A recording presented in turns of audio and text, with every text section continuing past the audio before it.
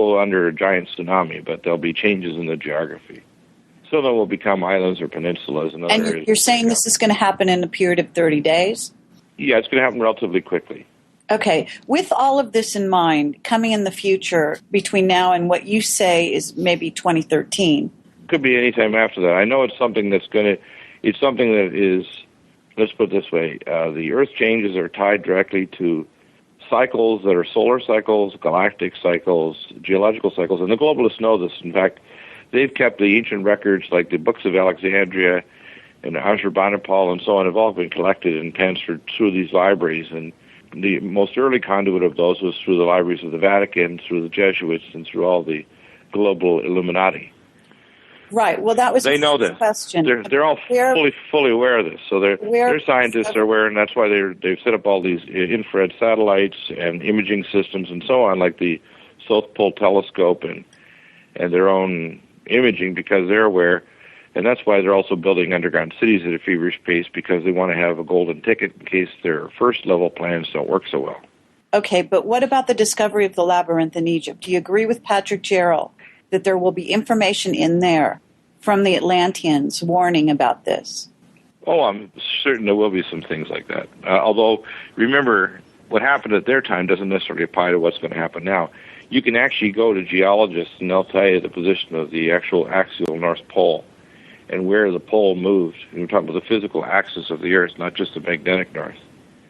And that's a geological record that isn't disputed because geologists can actually look at it. I talked to people, I did oceanography research, and I talked to people who went back and forth in a ship called the Baffin with Woods Hole, Massachusetts, to the Baffin Island, which is an island that's the size of Australia. And you can go there and see petrified trees that are the size of the giant sequoias in California.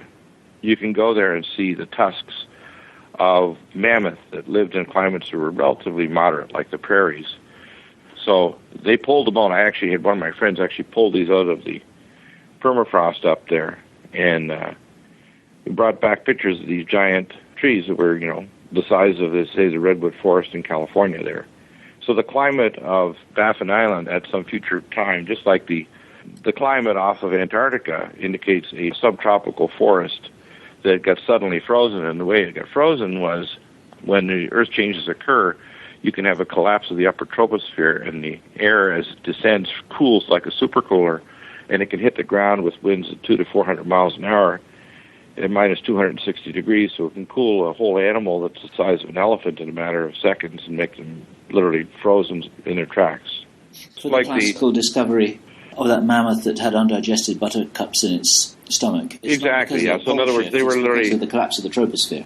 Yeah, all you need is a collapse of the troposphere that occurs, and you get a vortex wind. It's very similar to the wind on that show The Day After Tomorrow, where it suddenly collapses, and as it collapses, as it approaches the Earth, you get these microburst temperatures drops hundreds of degrees, and then all of a sudden, as it hits the ground, not only in very high velocity, but incredibly cold temperatures, like literally dropping something into liquid nitrogen. It's like taking an elephant and dropping it into liquid nitrogen.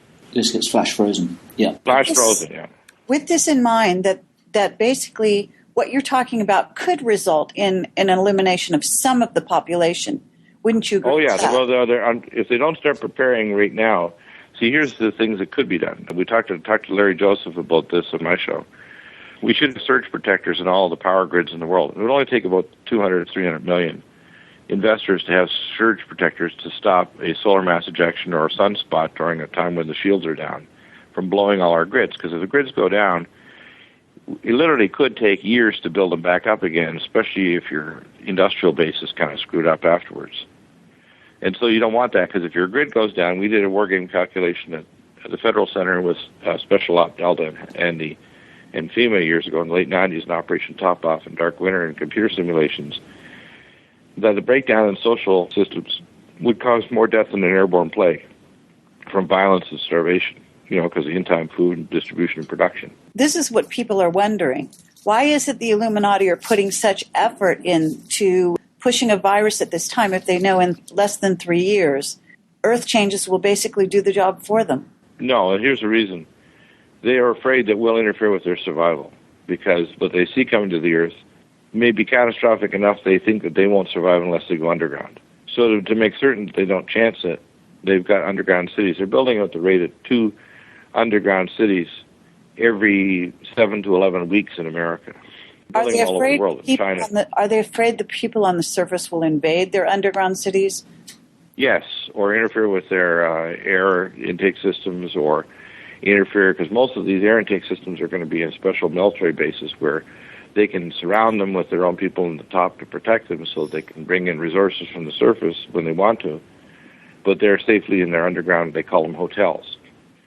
So the real issue is they want to bring an airborne plague and a financial chaos and other things so they can control the population, not necessarily reduce them, because they know ultimately if there is major chaos on the planet's surface, even if it's as bad as I say rather than Gerald, which is total annihilation, what I'm saying, the events that I'm talking about, for the prepared, they can survive this if they're prepared to deal with radiation and food shortages and self-protection.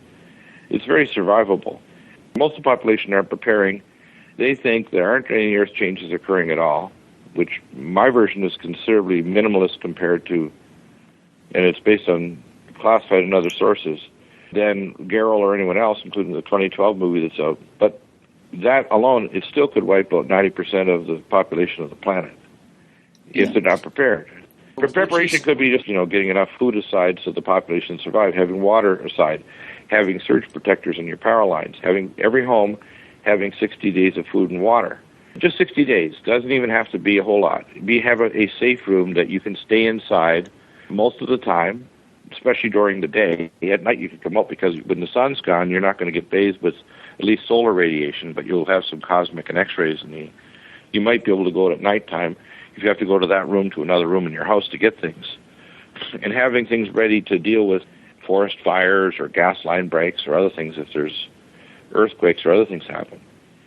But the population is not preparing for any of these things, and as a result, I see a lot of chaos and destruction occurring because they're not listening to people like me that do know and have the sense to kind of amalgamate it all together into a synthetic picture that isn't so over the edge that there's no hope whatsoever except getting in a little boat and going out in the middle of the ocean that doesn't tip over, or trying to go to the top of the Andes Mountains and thinking there, or the Pyrenees, that you're going to survive. One might be more vulnerable at a higher altitude anyway. You will be more vulnerable because the temperatures are going to drop dramatically at those altitudes. You'll be frozen in the dark. I'm curious what your answer is to how did the globalists or the military know that this stuff was going to happen as early as the 1950s, or maybe even earlier, when they started building these underground bases? What was the inside story that they had on what was going to happen 50 or 60 years ahead? Do you know the answer to that? Yeah, I can. Well, firstly, they used technology that's it was passed down through the ancient priest orders of ancient Atlantis, Sumer, Babylon, Egypt, etc. And in fact, they've developed advanced technology that people might call the looking glass or other technologies, and they can look forward to see what timelines are and what timelines they can steer the population or the world toward. And they saw these events occurring. They looked at the ancient history and documents. They were able to pull up the documents that were pulled from Neuschwabenland, which is in Antarctica. There's an ancient temple that they discovered down there. And they realized that events were going to culminate, and could well culminate, just like Patrick Gerald talks about this labyrinth. There's evidence all over the planet with underground cities, and I've had on my show, for example, Jonathan Gray, who's been to underground cities that go thousands of miles through South America, Turkey, every continent, basically, giant underground cities. So ancient civilizations have risen to very high technology, built underground cities, and had tunnels going back tens of thousands of years ago. And just like the Hopis, we're at the end of if you want to call it the fourth world.